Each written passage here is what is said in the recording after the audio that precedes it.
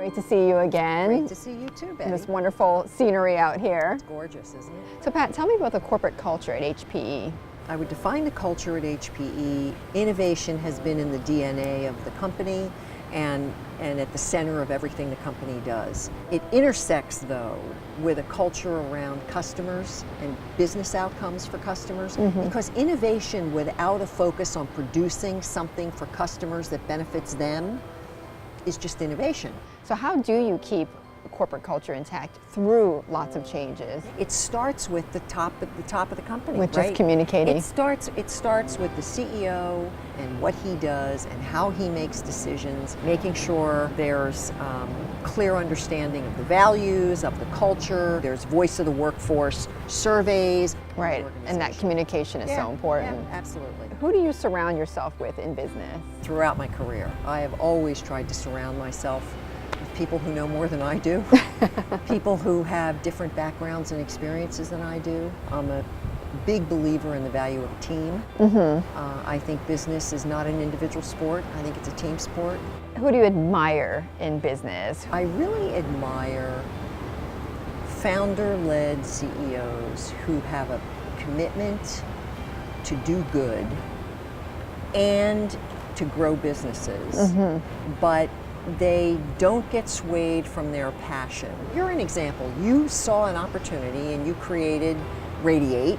That's an example, and I think there's plenty of those where women have actually gotten something started and been very successful.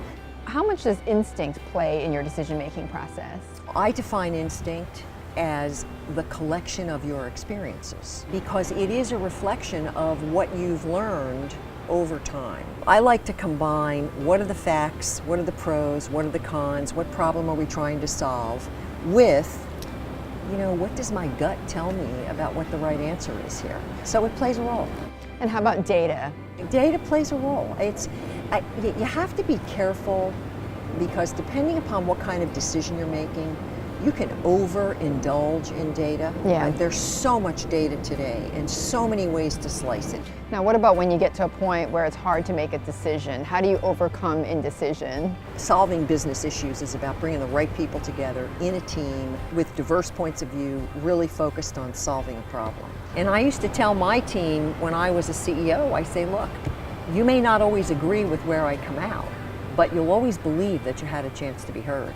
What is the best advice you've ever gotten? The best advice I got was from a guy who was a bit of a mentor to me, and he said to me, what has gotten you here may not necessarily be what gets you further. And just remember that.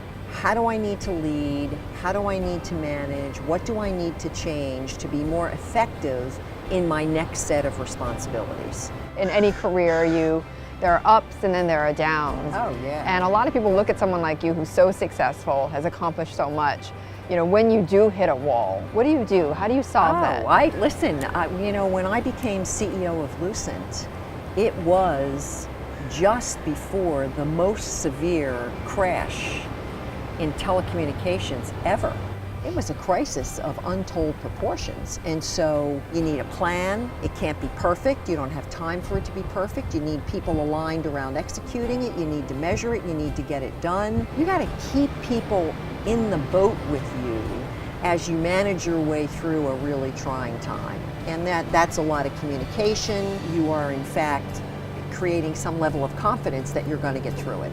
Could you give me an example of a mistake you once made and what you learned from that? Yeah, so I've made the same mistake over and over again. You have to surround yourself with an A team. And when you conclude that you need to make a change, you need to make it. And if I had a criticism of myself, I would say it took me too long. Nobody is indispensable. And so acting on changes, leadership changes that need to be made sooner rather than later produces a better outcome faster.